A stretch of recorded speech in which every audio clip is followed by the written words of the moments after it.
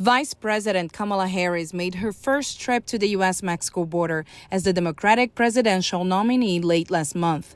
She walked along a section of a wall built in Douglas, Arizona, during Barack Obama's presidency. Later, at a campaign rally in Douglas, Harris said the country must police its border, but she also called for a better way to welcome immigrants legally. And so we must reform our immigration system to ensure that it works in an orderly way, that it is humane, and that it makes our country stronger.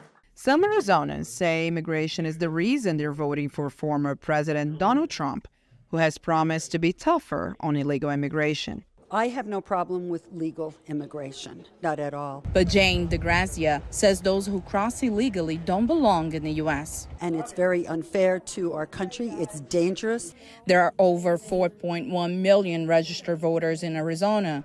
About 35% are registered as Republicans, while just over 29% are registered as Democrats. Around 34% of voters fall into the other category, which includes independents and those not aligned with the major parties. So the independent share of the voter pool in Arizona is really growing. Kimball is the chairman of the Citizens Clean Elections Commission in Tucson, Arizona, and he's registered as an independent voter. He says immigration is not everyone's top issue. Republicans are far more likely to say the major issue is immigration. Democrats are far more likely to say the major issue is abortion. Independents are more likely to say abortion, but not by an overwhelming amount. Arizona is the only battleground state that borders Mexico, and one that dealt with a record number of migrant arrivals in 2023.